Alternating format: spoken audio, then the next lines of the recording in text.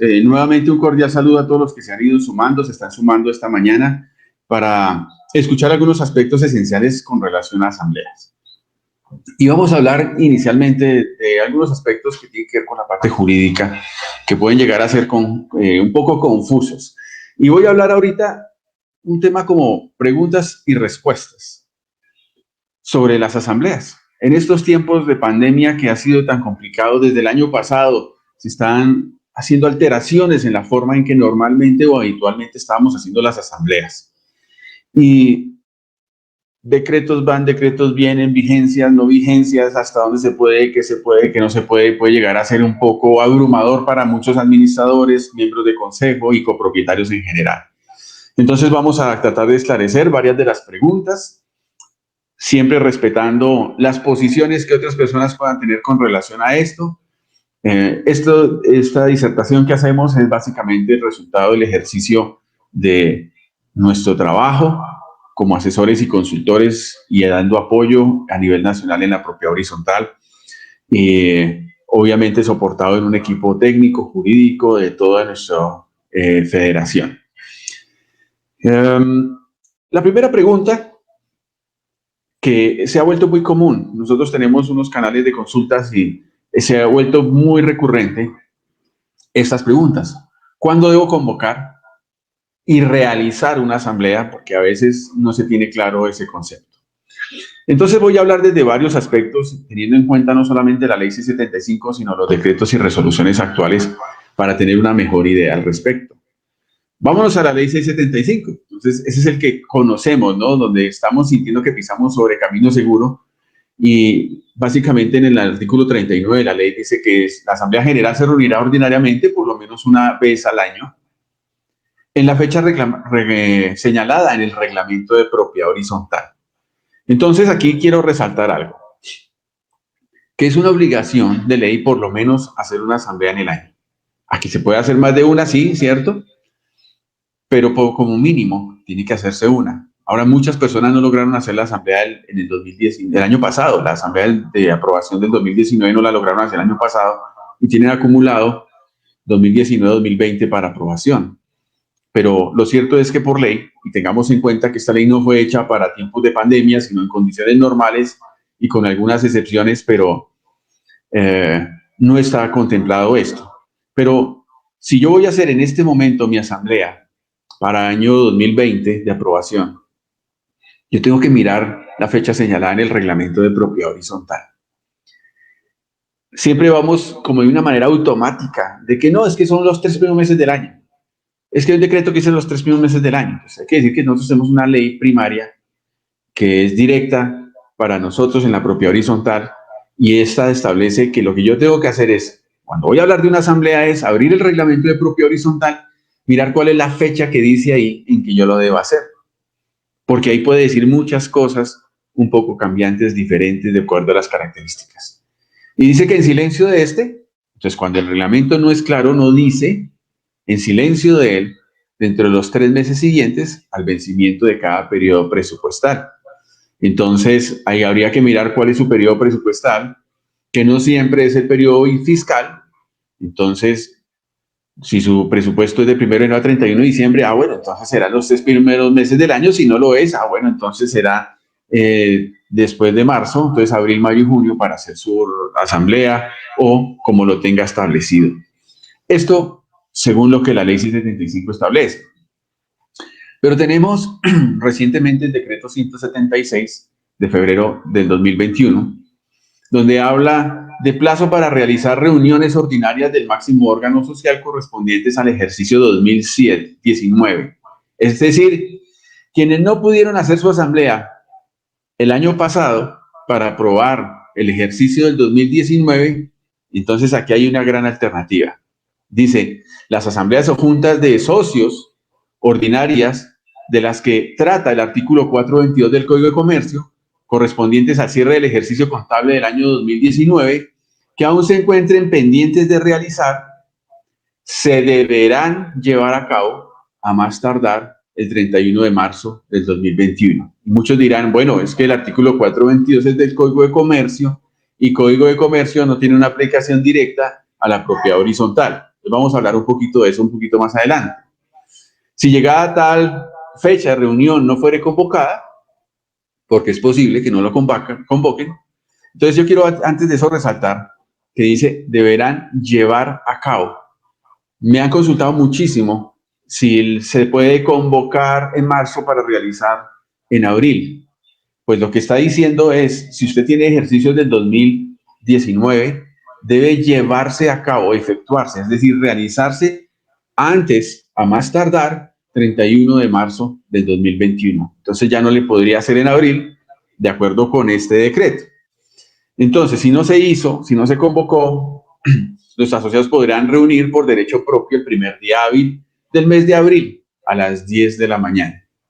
Aquí hay una correlación con lo que está en el artículo 40 de la ley 675, donde habla de llevar la asamblea también por derecho propio, también el primer día hábil del cuarto mes a las 8 pasado meridiano. Entonces, en este caso, habla aquí de las 10 de la mañana en las oficinas del domicilio principal, donde funciona la administración de la sociedad. Cuando habla de las oficinas del domicilio principal, es decir, en la copropiedad. Y aquí también tenemos que resaltar que ya no aplicaría una reunión virtual por derecho propio porque dice que se debe realizar en el domicilio principal. Entonces, es supremamente importante que se tenga en cuenta eso. Si el administrador no convocó, tocaría hacerla presencial, necesariamente por derecho propio. Ahora, eso básicamente que está allí escrito, habría que tener en cuenta también lo que ese mismo decreto en el artículo 13 menciona. Dice que es una aplicación extensiva a otras personas jurídicas. Salvo lo indicado en el siguiente artículo, que es el que habla del bloqueo horizontal, dice, todas las personas jurídicas podrán aplicar las reglas previstas en este decreto para la realización de reuniones ordinarias presenciales, no presenciales o mixtas del máximo órgano social correspondiente a los ejercicios 2019 y 2020. Entonces preguntan, ¿será que este decreto va a permanecer en el tiempo? No, aquí está hablando el decreto que lo que está escrito allí, en este artículo primero, aplica solamente para las vigencias de aprobación del 2019 y 2020. Es decir, lo que vamos a hacer dentro de los tiempos que están establecidos acá en este decreto para la realización de las asambleas. Es decir, tiene una transitoriedad para efectos de aprobar en tiempos de pandemia 2019-2020 de todo el ejercicio contable, administrativo y financiero. Entonces, vale la pena, quiero resaltar algo allí, y es lo que se menciona acá. Podrán, todas personas jurídicas podrán. Es decir, no es un aspecto imperativo del decreto reglamentario, es un aspecto voluntario. Cualquier persona jurídica que tenga problemas con la aprobación de sus asambleas en todo lo relacionado con el 2019 o 2020, podrán aplicar las reglas previstas en este decreto. Entonces, siendo un aspecto de libre posibilidad. Yo puedo acogerme a lo que está en el reglamento de propiedad horizontal, que estábamos leyéndolo ahorita en el artículo 39, y el artículo 40, donde me habla de las reuniones por derecho propio y la hora que me genera el artículo 40 para hacerla por derecho propio, o puedo acogerme a lo que está establecido en el decreto 176 del 2021, porque no lo genera como una obligatoriedad, sino una posibilidad de hacerlo. Y abre una ventana en todo lo relacionado con reuniones no presenciales,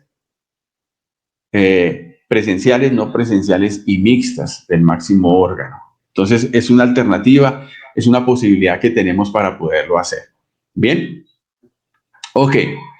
También el decreto 176 del 2021 dice en el artículo segundo, reuniones ordinarias del máximo órgano social correspondientes al ejercicio 2020. Las reuniones ordinarias del máximo órgano social correspondientes al ejercicio 2020, incluidas las reuniones por derecho propio, se deberán llevar a cabo dentro de las fechas y conforme a las reglas previstas del artículo 422 del Código de Comercio. Entonces, aquí está básicamente hablando del ejercicio comercial, y es conforme a lo establecido en ese artículo. Para propiedad horizontal, pues no tendríamos ningún problema en el ejercicio del 2020, como no es una obligatoriedad, sino una posibilidad de hacerla, hacerlo en los tiempos y en los términos que, como estábamos mirando, en la ley 675, artículo 39 establece, en la fecha señalada en el reglamento de propiedad horizontal. Ahora, aquí hay que tener en cuenta varias cosas. Es posible que su reglamento diga: la Asamblea General Ordinaria deberá convocarse dentro de los 3 primeros meses del año. Entonces, si dice convocarse, usted puede convocarla el 30 de marzo, el 31 de marzo, porque la está convocando dentro del tiempo, y realizarla en abril, que es lo que muchos preguntan. Sí, si el reglamento dice podrá convocarla, sí. Pero si su reglamento dice se realizará dentro de los 3 primeros meses del año, entonces en ese caso usted no puede hacerlo. Por eso es tan importante que usted revise su reglamento de propiedad horizontal y mire exactamente cuál es el alcance, hasta dónde llega los tiempos para hacer su asamblea, toda vez que siempre se está cruzando la Semana Santa con los últimos días de marzo y cosas como eso, y a algunos les preocupa tener que hacer una asamblea y la gente no les asiste. Entonces, eso para ser claros en cuanto a lo que se establece en estos decretos con relación a ello. Y entonces hay diferencia. 2019, definitivamente, la oportunidad que tenemos de hacer al acogernos al decreto 176 es realizarla dentro del mes de marzo. Y si estamos hablando de la vigencia de ejercicio 2020, pues tendríamos que acudir a la ley 675 y a su reglamento de propiedad horizontal para mirar cómo usted realiza. Ahora, si tiene los dos ejercicios, pues va a tener que hacerla hasta el 31 de marzo, y primero aprueba los asuntos del 2019 y luego los asuntos 2020, para que pueda tener el orden conforme al decreto lo está estableciendo. Muy bien. Entonces, eso con relación a ese aspecto, para no irnos a meternos con el Código de Comercio, con el artículo 422, más bien nos referenciamos con la ley 675, artículo 39, en cuanto a las reuniones, para no tener ningún tipo de confusión más adelante. Otra pregunta: ¿bajo qué modalidad puedo convocar la asamblea ordinaria? Y entonces aquí tendríamos que hablar entonces de lo que establece también las normas, porque hay un poco de confusión. Puedo hacerlo presencial, puedo hacerlo mixto, puedo hacerlo virtual. Entonces vamos a mirar. Cuando miramos en la ley 675, además de lo presencial que ya estamos acostumbrados, entonces el artículo 42, que después de ser el artículo menos leído de la propiedad horizontal de la ley 675, se convirtió desde el año pasado en el artículo más estudiado, minuciosamente leído y revisado por muchos profesionales que trabajamos en esta área para mirar y tratar de entender lo que es. Entonces aquí se genera una alternativa poco usada antes de la pandemia, que eran las reuniones no presenciales. Menciona: siempre que ello se pueda aprobar, habrá reunión de asamblea general cuando por cualquier medio los propietarios de bienes o sus representantes o delegados podrán deliberar y decidir por comunicación simultánea o sucesiva de conformidad con el quórum requerido para el respectivo caso. Este último caso, la sucesión de comunicación deberá ocurrir de manera inmediata de acuerdo con el medio empleado, de lo cual dará fe el revisor fiscal. Y ahorita vamos a profundizar sobre ese artículo. Pero no obstante, entonces, la sola ley 675 me da dos alternativas: o una reunión ordinaria o una reunión no presencial, perdón, una reunión presencial y una reunión no presencial. No me da otra. Eso es básicamente lo que la ley 675 ha establecido.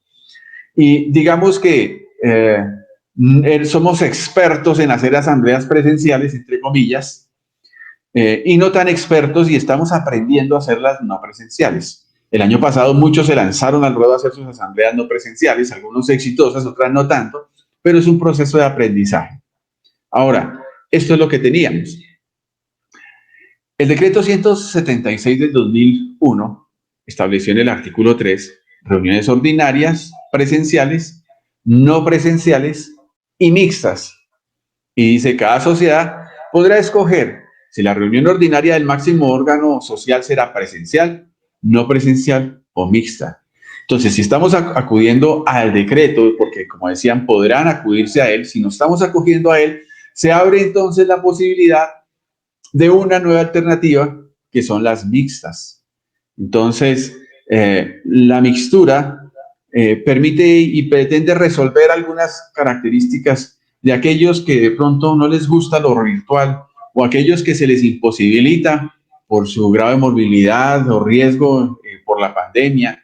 Entonces, estar en casa, y a los que quieren ir allá a pelear con el administrador y decirle sus verdades en la cara, entonces él quiere estar ahí presente. Entonces, bueno, puede uno combinar esas cosas de lo presencial y lo mixto como alternativas del decreto 176 en la medida en que queramos acogernos a él. Ahora, este decreto dice, para lo cual tendrá en cuenta las disposiciones legales o estatutarias aplicables sobre convocatoria, quórum y mayorías. Recuerden que la definición de la ley 675 del 2001 establece en las definiciones del artículo 3 lo que es el reglamento de propiedad horizontal. Y ese reglamento de propiedad horizontal dice es estatuto que regula derechos y obligaciones de los propietarios, específicas de los propietarios. Entonces, cuando está ahí dice que se tienen que tener en cuenta las disposiciones legales, la ley 675, o estatutarias aplicables sobre convocatoria, quórum y mayorías. Y en particular, lo establecido en el decreto 398 del 13 de marzo del 2020. Y este decreto siempre ha sido la polémica desde el año pasado de que si aplica, de que si no aplica, de que si no opera, de que si no, que entonces que el quórum, y ahorita vamos a hablar un poquito de eso. Pero aquí el decreto 176 está manteniendo y dándole vida y continúa vigente, decreto 398 del 13 de marzo del 2020, con relación a la aplicación de la manera de hacer nuestras asambleas. Entonces, es importante recordar eso. Teniendo nuestras tres posibilidades, es básicamente las tres formas en las cuales en este momento, para este año, para aprobar vigencias año 2020 y año 2019, propiedad horizontal tiene la posibilidad de aplicar según mejor se ajuste, según mejor le convenga, tendría que decidir la manera. Ahora, ¿quién determina eso? Pues la ley 675 del 2001 establece en el mismo artículo 39 que el que convoca es el administrador. Es decir, el administrador es el que determina. Ahora, puede apoyarse en el consejo para determinar qué puede ser lo mejor. No les sugiero que le pregunten y hagan encuesta a los propietarios porque va a ser muy complejo llegar a determinar qué es lo mejor. Pero como lo han hecho siempre antes, ustedes determinan una fecha y determinan una hora, ahora determinen una metodología para hacerlo, lo que es más se ajuste a las condiciones y particularidades. Si ustedes me preguntan ahora que cuál les recomiendo, cuál es mejor, yo le diría no lo sé. Cada copropiedad es tan diferente, cada municipio es tan relativo, que es mejor que ustedes se ciñan a lo que ustedes consideren que puede ser lo más favorable, lo mejor para las personas, lo más confiable, seguro, etcétera. Entonces, eso con relación.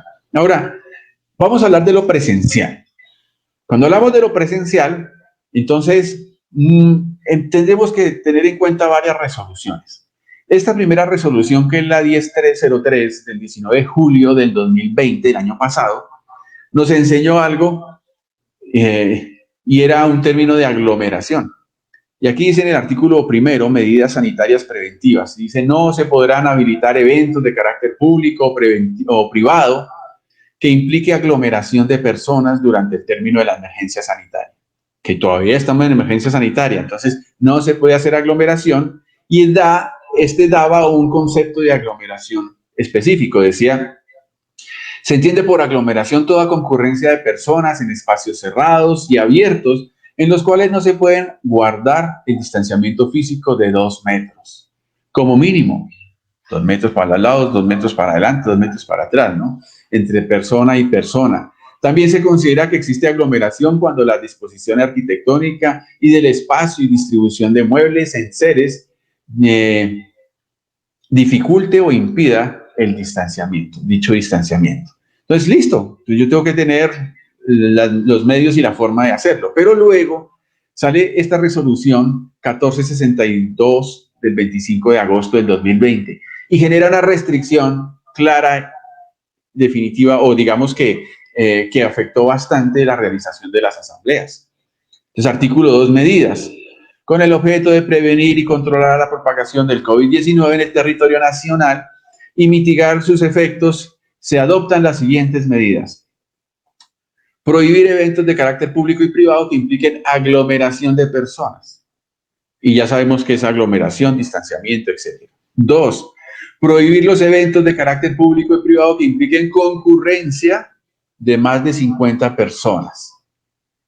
Los eventos en que concurran hasta 50 personas deben garantizar que no exista aglomeración y el cumplimiento de los protocolos de bioseguridad expedidos por el Ministerio de Salud y Protección Social.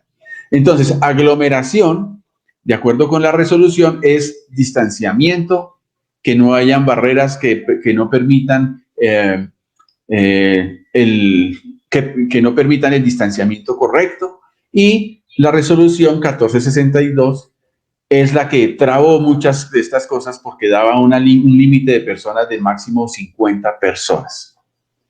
Ok, ahora este año entonces salió ahorita este mes fresquito la resolución 222 del 2021 y en el artículo 2 habla de medidas y dice con el objeto de prevenir y controlar. Debo aclarar que esta resolución 222 modifica la resolución 1462. Entonces, que es la que daba la limitante de las 50 personas. Al modificarlo, levanta la restricción del número de personas. Entonces, con el objeto de prevenir y controlar la propagación del COVID en el territorio nacional y mitigar sus efectos, se adoptan las siguientes medidas. Y entonces ya solamente da una. Prohibir los eventos de carácter público o privado que impliquen aglomeración de personas. Entonces, ojo, no podemos incluir dentro de la definición de aglomeración el número de personas porque eso no es una definición. Hay que ir a la definición de la resolución 1003 para decir que aglomeración, toda concurrencia de personas en espacios cerrados y abiertos, en los cuales no se puede guardar distanciamiento físico de 2 metros entre persona y persona.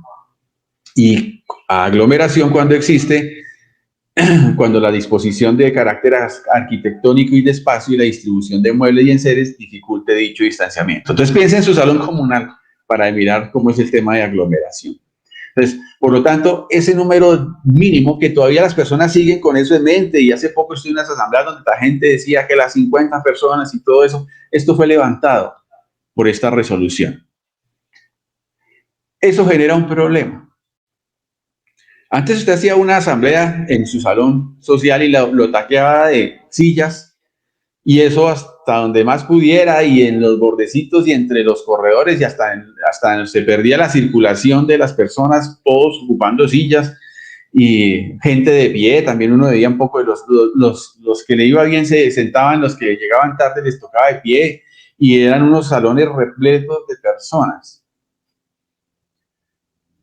Y entonces acostumbramos a hacer la asamblea en el mismo lugar, con ciertas características, pero definitivamente la aglomeración era tal, aun cuando no estaba, digamos, que nada que lo restringiera, entre comillas, porque de todas maneras cuando uno hace ciertos eventos sí debe tener ciertas garantías. Ahora coger eso, un salón al que podíamos meterle un mundo de gente, tener ahora unos salones en los que podemos meter una tercera parte, una cuarta parte de las personas en un salón, por los distanciamientos que tenemos que tener de 2 metros entre uno y otro. Y eso genera entonces la dificultad. Y si voy a hacer una reunión presencial, ¿dónde carambas voy a reunir la gente? Es importante mirar esto. ¿Cómo calcular el área mínima ocupada por una persona para garantizar el distanciamiento de 2 metros? ¿Cómo sabe usted si le cabe la gente en su salón social o si no le cabe? Entonces aquí hay una fórmula sencilla. El espacio ocupado por persona, el cual garantiza el distanciamiento de 2 metros a cada lado, es aquel generado en un área de 2 por 2, es decir, 4 metros cuadrados. Y ahora el cálculo para determinar si le cabe o cuánto le cabe en un área que usted tenga, bien sea en un área de su salón social, o bien sea porque lo va a hacer en la cancha, o bien sea porque lo va a hacer en el parque infantil, en el parqueadero. Algunos están viendo si caben o no caben. Entonces, este ejemplo les va a poder dar una idea. El área del salón, entonces usted coge su área de la superficie donde usted vaya a hacerlo, y lo divide entre 4 para obtener el máximo aforio técnico, ¿no? Eso no es absoluto, pero le da una idea. Es decir, si usted tiene un área de un salón de 100 metros, descuéntele la superficie que usted va a ocupar para muebles, para equipos, para mesas, para la recepción, para la mesa de los directivos, para poner el video input, el computador, etcétera. Saque esa área aparte. Y el área que le queda, entonces, digamos que para este ejemplo de 100 metros, usted le quedan 60. El aforo máximo teórico para calcular la metodología es 60 dividido en 4. Entonces, decir, bueno, solo me caben 15. Usted ya sabrá, entonces, tome las áreas, divídalas en 4 para que usted tenga una idea de cómo hacerlo, sacando aparte, entonces, las áreas ocupadas para otras cosas y las áreas de circulación para determinar cuánto es ese área neta para saber cuántas sillas caben. Esto también es importante. La sociedad será responsable que se cumplan las disposiciones sanitarias aplicables en el evento, de que se realice la reunión presencial. Es decir, en este caso, la persona jurídica en cabeza del administrador debe garantizar que se cumplan todos los protocolos de bioseguridad, no solamente en los accesos, ¿no? Y que la persona lleve su mascarilla puesta, etcétera. He visto en algunas presenciales que he estado que el administrador es muy juicioso en establecer sus distanciamientos, sus sillas y todo, y la gente muy terca en que me senté al lado de mi amigo, entonces corro la silla y me hago al lado de él. Entonces, inicia la reunión con distanciamiento, pero con el paso del tiempo, de las horas de la reunión, la gente se va juntando. Entonces, es importante que se garantice, que se cumpla las disposiciones sanitarias, no solamente al inicio del acceso, sino durante toda la reunión para evitar cualquier situación que se pueda presentar a futuro. Entonces, garantizarlo es supremamente importante. A veces ya se nos olvida la asamblea y nos metemos a pelear allá en la asamblea y se nos olvida que debe ser un asunto constante durante el transcurso de la asamblea. Bueno, no olvidar el tema de la ventilación. Si lo va a hacer en su salón social, asegúrese de mantener abiertas esas ventanas ventiladas lo mejor que pueda para que haya recirculación del aire. Evite el contacto con documentos físicos. Si va a hacerlo presencial, mándele a la gente por el WhatsApp, por los documentos, las presentaciones, pero no se ponga a generar tanto documento físico para evitar la manipulación de las personas con relación a cualquier tipo de documento y propagar de alguna manera el COVID. Este es un ejemplo, una reunión que se hizo, una asamblea, venga, distanciamiento, aquí hay más de 100 personas reunidas, distanciadas, y esto lo hicieron en una cancha de básquetbol, una cancha múltiple.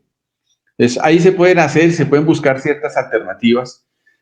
Habría que garantizar el tema del sonido, habría que garantizar el tema de mantener el distanciamiento. Aquí ustedes pueden ver en esta, la gente fue juiciosita, nadie se juntó con otro para charlar, para hablar más del presidente de la asamblea, nada. Ahí la gente está juiciosa, escuchando, cada uno con su tapabocas bien puestecito, atendiendo y escuchando lo que corresponde a la reunión.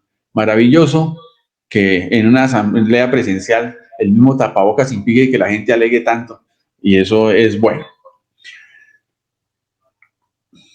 Hablemos de las no presenciales. Artículo 42, reuniones no presenciales. Ya habíamos leído de manera general, pero quiero resaltar esto. La ley establece que siempre y cuando se pueda aprobar en ese tiempo, el 2001, muy poco el tema de la tecnología, pero bueno, ahora podemos ampliar ese campo y habrá reunión de asamblea general cuando por cualquier medio, no importa el medio, los propietarios de bienes privados, sus representantes o delegados puedan deliberar y decidir. Entonces, clave es que se puedan cumplir las dos cosas. Nuestra capacidad virtual que tenemos ahora, la tecnología nos permite tanto deliberar como decidir. Y también apagar el micrófono al que se está pasando de tiempo y al que está hablando más de la cuenta. Maravilloso. Pero la posibilidad de deliberar y decidir es muy buena. Por comunicación simultánea o sucesiva. Y entonces, en este último caso, la sucesión de comunicación deberá ocurrir de manera inmediata de acuerdo con el medio empleado. Y eso también es maravilloso, porque la tecnología nos permite votar, ¡pum!, y todos votamos, y saber quién no votó, cómo no votó, etcétera. Actualmente hay muchos sobre eso, de lo cual dará fe el revisor fiscal de la copropiedad. Entonces, eso es lo que teníamos como ley 675, y siempre se generaba, ¿no?, el problema, pero si no tenemos revisor fiscal, entonces, ¿quién da fe? Y era un problema. El parágrafo: para acreditar la validez de la reunión no presencial deberá quedar prueba inequívoca donde sea claro nombre propietario que emite la comunicación, el contenido de la misma, la hora que lo hace, etc. Entonces, ese tema, la tecnología resuelve todas las dificultades que el artículo 42 tiene, y que antes del 2001 nos parecía, antes del 2020 nos parecía que eso no podía ser en propio horizontal, y resulta que se puede hacer con tanto avance tecnológico que tenemos ahora. Ahora, sumemos ese artículo 42 a lo que el decreto 173 establece. En el artículo 3, por su parte, cada asociado será responsable de contar con los medios necesarios para participar en la respectiva reunión no presencial o mixta. Esto, maravilloso. Maravilloso porque nos permite quitarnos la carga y la responsabilidad. El año pasado era una de las cosas que más se hablaba. Pero es que la gente no tiene internet, pero es que la gente no tiene celular, pero es que la gente no sabe cómo entrar a las plataformas, la gente no sabe muchas cosas. Entonces, el hecho de tener la posibilidad de que cada quien resuelva su problema y cuente con los medios necesarios para su asamblea, es problema de cada persona. Y eso es una ventaja, algo que no estaba escrito y que al escribirse resuelve una de las grandes dificultades que el año pasado se tuvo para hacer estas asambleas no presenciales. Es decir, la persona solucione su problema de equipo, consiga su computador, su teléfono, lo que sea. Resuelva su problema de internet, bien sea porque lo haga a través de un Wi-Fi o consiga datos, lo que sea. Y mire, conéctese a un sitio donde tenga energía eléctrica para poderlo hacer. Ese es un tema que ya no tiene que resolver el administrador a la gente. Cada persona tiene que mirar cómo lo resuelve. Entonces, las personas que generan oposición a este tipo de asambleas no presenciales, pues, que aprenda. Es que yo no sé entrar a la plataforma, no sé manejarla, pues aprenda. La ventaja de este año al año pasado es que ya casi todos nos hemos metido de una manera u otra a reuniones, ya muchas, por temas de trabajo, hasta cumpleaños. Nos toca ir allá ahora por medio virtual y cosas como eso. Ya es muy común, demasiado común, es demasiado cotidiano una reunión virtual. Entonces, el que no sepa, pues tiene que aprender. Ahora, que es que ya se me dificulta porque el loro viejo ya no sabe hablar, entonces no aprende a hablar, entonces que lo acompañe a alguien que sepa. Ponga a alguien allá, esos muchachos que son hábiles, para que lo acompañe, a su nieto, a su, etcétera. Y que tampoco, bueno, entonces dele poder a alguien que lo represente, y de esa manera usted se hace, de alguna manera presente en su asamblea. Entonces, la virtualidad no tiene que ser un obstáculo. En la presencialidad también hay obstáculos. Yo no le puedo resolver a la persona pagándole el bus para que llegue a la reunión, porque es que la persona vive lejos y no puede llegar. Es problema de él. Tiene que resolver cómo llega allí. Es que estoy malito de una pierna y no puedo subir las escaleras, entonces que el administrador tiene que cargarme al segundo piso del salón social. Eso cada quien lo resuelve. Bueno, a no ser que haya un tema de limitaciones físicas donde no cumpla la norma, pero en principio cada quien resuelve su asistencia a su asamblea, y en lo virtual no es muy diferente. Cada quien simplemente cuenta con los medios necesarios para participar de la respectiva reunión.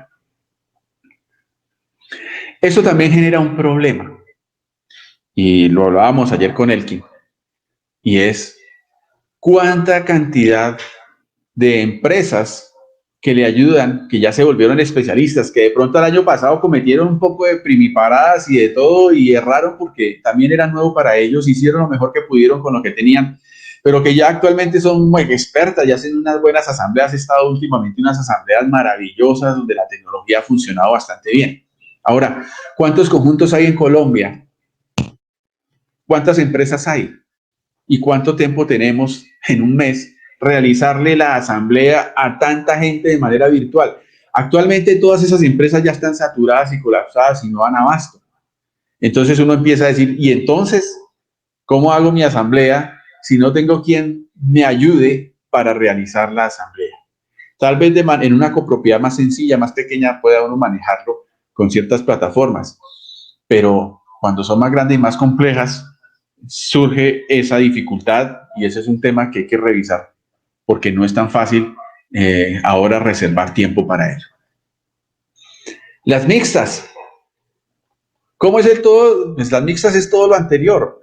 Escoja todo lo presencial con las mismas condiciones, con las mismas características, con el mismo cuidado, con todo el distanciamiento y todo, más todo lo que está en lo virtual con todo lo que ya acabamos de hablar.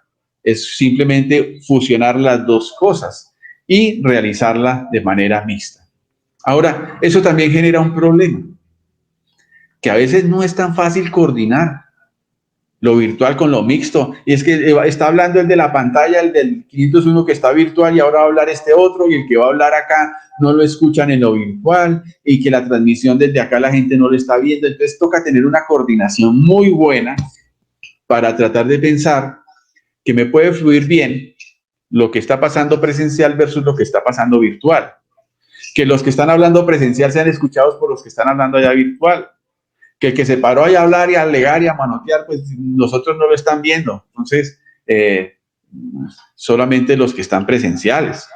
Entonces, hay que tener muchísima coordinación y muchísima despliegue tecnológico para que esto funcione bastante bien y la gente no se confunda y no sepa qué hacer y cómo manejar. ¿Bien? Otra pregunta.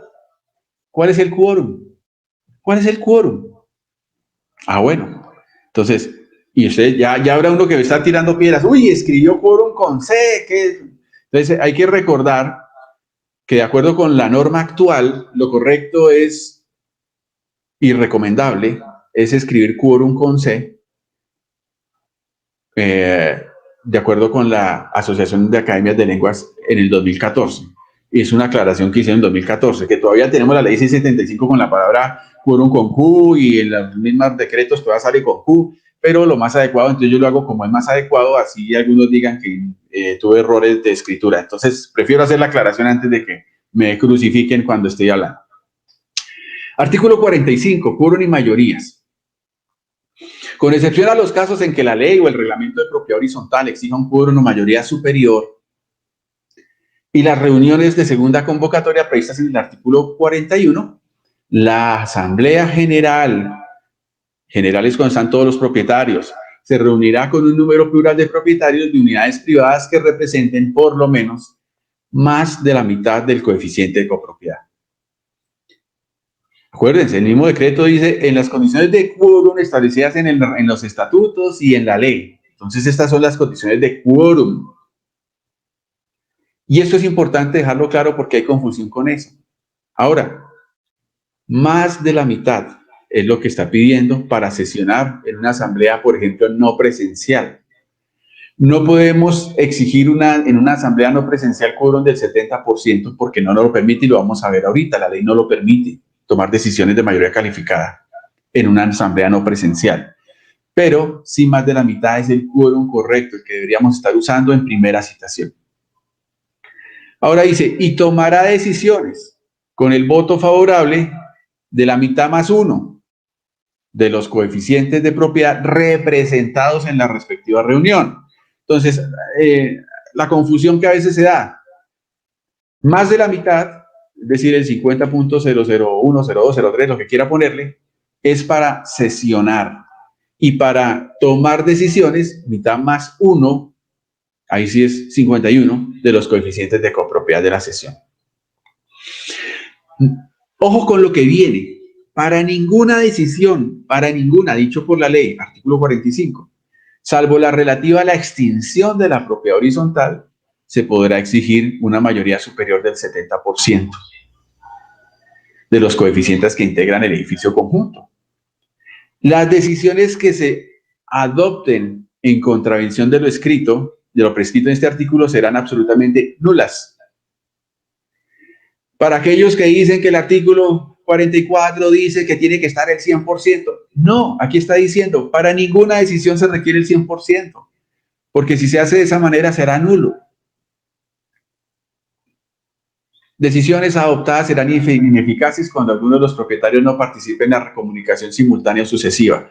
Espero que esto ya esté superado y sea totalmente claro. Siempre lo hemos dicho, aun cuando hay publicaciones que de alguna manera siempre están reflejando, tratando de desvirtuar y dándole fuerza a esto, cuando es el artículo 44, siendo que el artículo siguiente, 45, dice que eso no es cierto, que no puede haber sino una decisión que se requerirá más del 70%, y que si van a exigir algo más que eso, será absolutamente nulo. Entonces, esta parte, de acuerdo con los decretos que aclaran este tema, no habla de quórum, se refiere a los participantes de la asamblea. Decreto 398, perdón, del 2020, fue el que abrió la puerta a esa aclaración. No obstante, el artículo 45 para mí siempre fue demasiado claro, independientemente del decreto. El decreto 398 sustenta y refuerza eso. Cuando se hace referencia a todos los socios o miembros, se entiende que se trata de quienes participan en la reunión no presencial, siempre que se cuente con el número de participantes necesarios para deliberar según lo establecido legal o estatutariamente. Bien, vuelve y juega los quórumes legales y estatutarios. El representante legal deberá dejar constancia del acta, en el acta, sobre la continuidad del quórum necesario durante toda la reunión. Si nos acogemos entonces a lo dispuesto del 398, el administrador debe estar pendiente de que haya continuidad del quórum durante toda la reunión.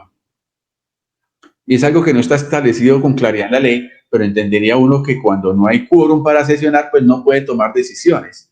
Y simplemente aquí ratifican que es responsabilidad del administrador estar pendiente, el representante legal, esa continuidad del quórum durante toda la reunión. Cuando ya se fue el quórum, pues simplemente no se puede mantenerse, no se pueden tomar decisiones. Asimismo, deberá realizar la verificación de identidad de los participantes virtuales para garantizar que sean en el efecto los socios, los apoderados o los miembros de la junta directiva. Importantísimo eso, aún en lo virtual.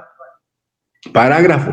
Las reglas relativas a las reuniones no presenciales serán igualmente aplicables a las reuniones mixtas, entendiéndose por ellas las que permiten la presencia física y virtual de los socios, sus apoderados o los miembros de la junta directiva.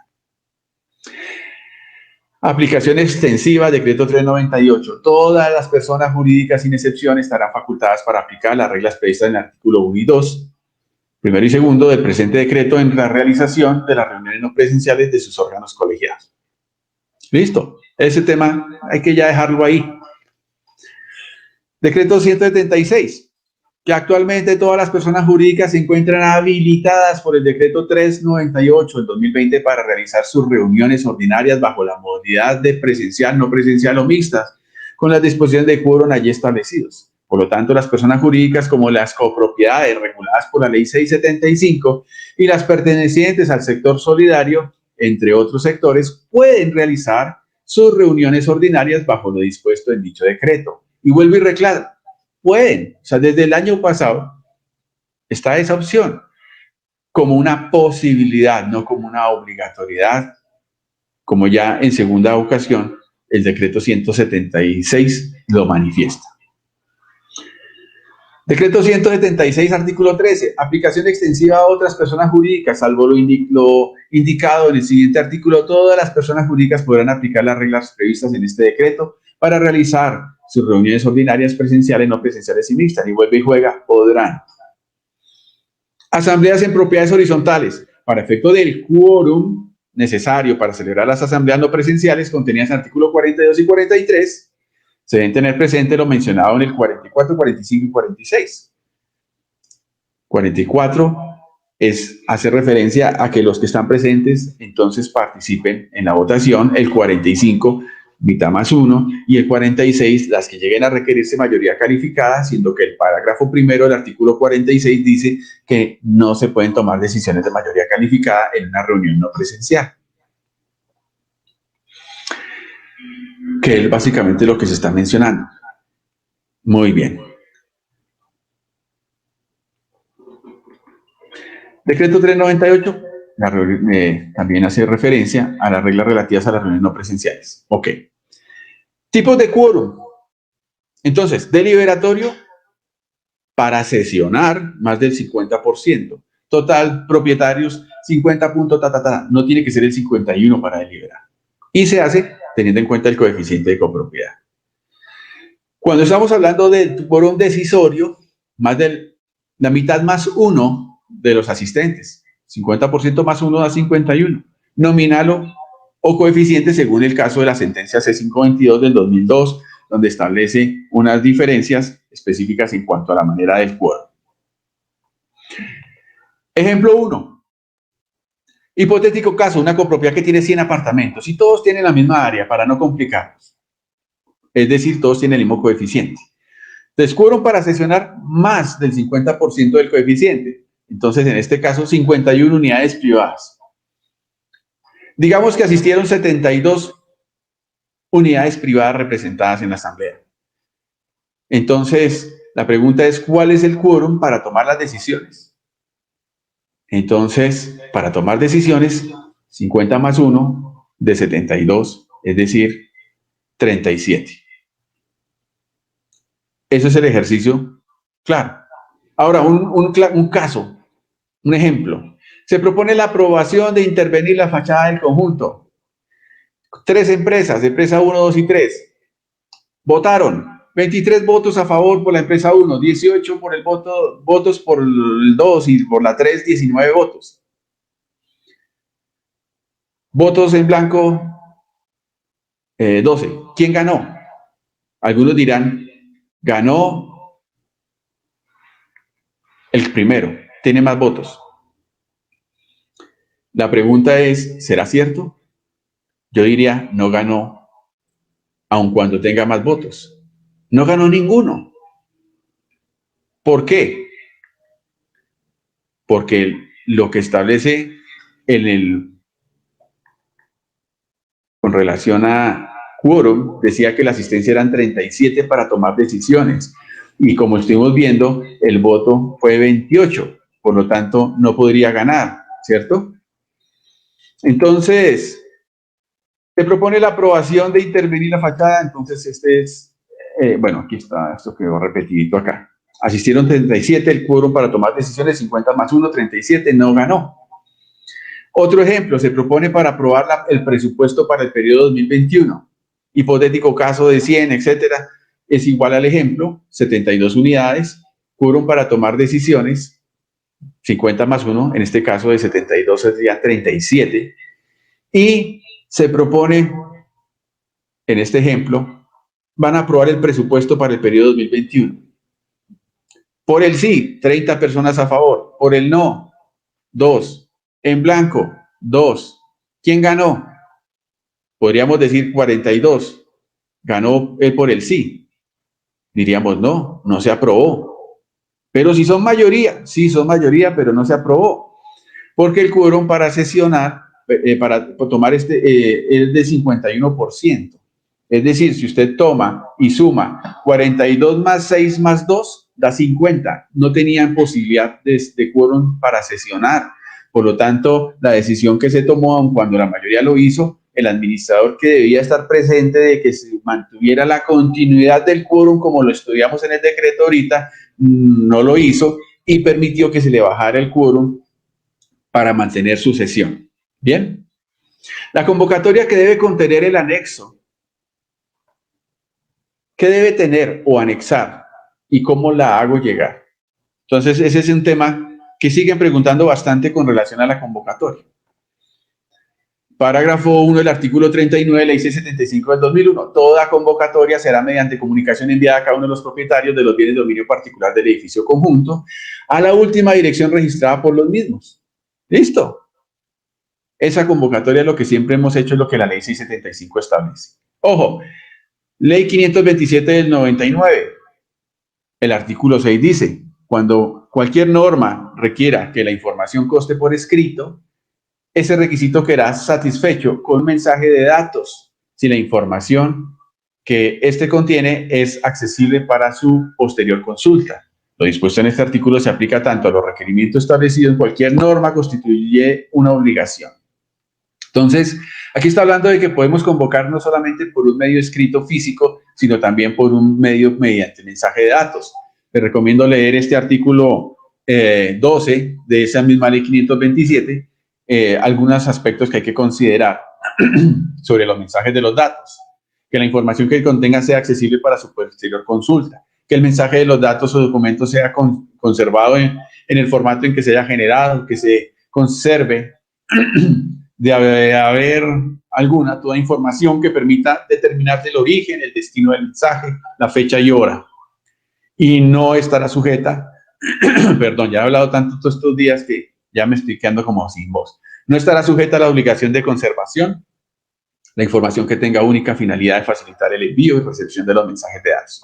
Revisen la ley 527 si tienen alguna duda en cuanto a la manera de convocar a las personas.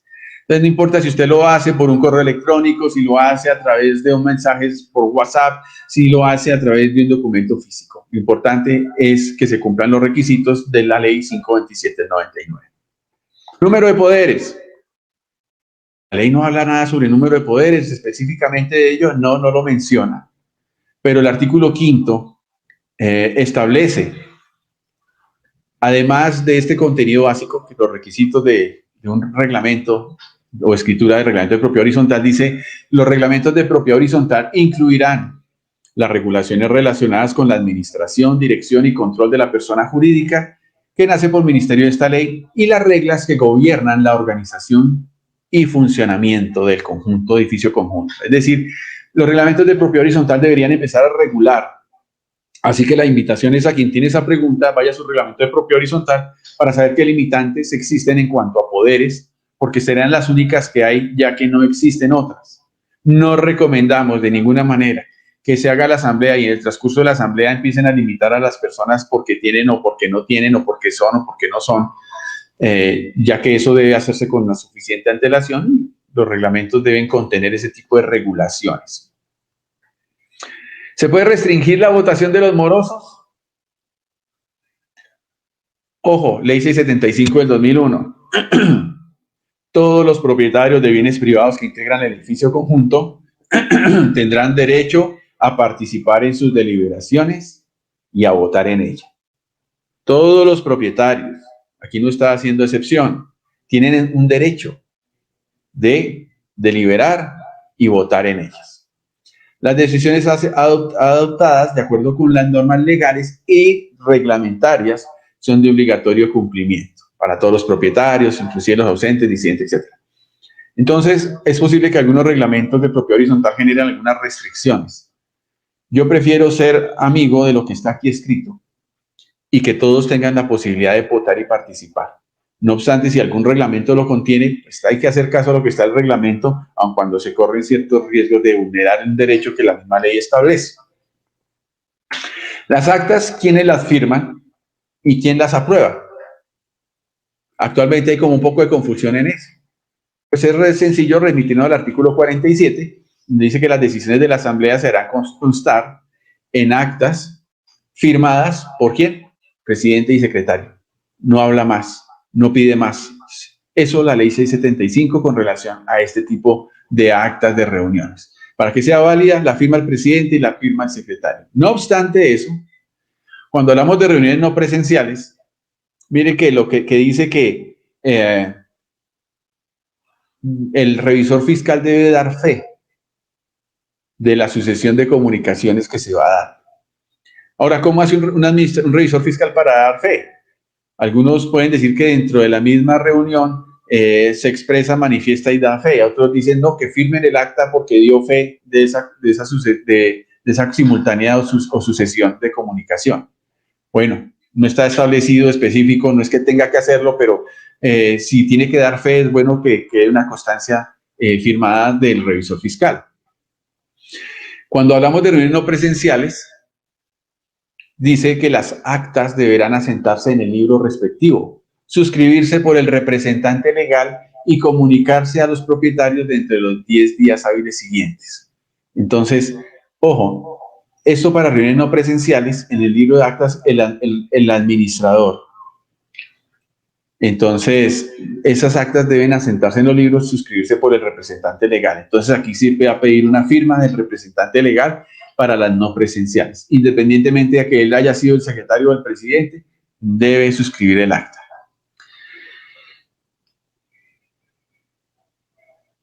Ahora, ¿qué más con respecto a actas? En los eventos en que la Asamblea decida encargar personas para verificar la redacción del acta, debe hacerlo dentro de un término establecido en el reglamento o a más tardar 20 días hábiles siguientes a la fecha de la reunión. Algunos dirán, estas personas que se deciden encargar la redacción, verificar la redacción del acta firman. Eso no está establecido con claridad. Algunos lo incluyen, otros lo hacen en un documento aparte. Preferiría que remitirme muy concretamente al requisito del acta, que sea firmada por presidente y secretario. Si dentro del término ellos la hacen y la firman, maravilloso, pero muchas veces las actas no las publican porque no la firmó los señores de la comisión.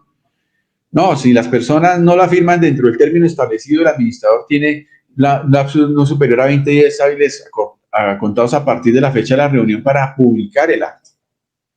Entonces, es importante. Y un resalto más acá en el libro de actas se dejará constancia sobre la fecha y lugar de la publicación. Eso es importante también tener en cuenta, que es algo que no se hace cuando se publican las actas, y es dejar constancia del lugar y fecha donde se hizo la publicación. Y es necesario recordar eso. Entonces, con relación, son algunas de las preguntas que tenemos, que hemos preparado, que son muy comunes en esta época. De asambleas podemos hablar muchísimo y se nos puede ir todo el día, hable y hable de asambleas porque hay muchas cosas, solo que hemos seleccionado algunos aspectos que nos parece que son supremamente importantes, que son relevantes durante este proceso de asambleas que tenemos actualmente.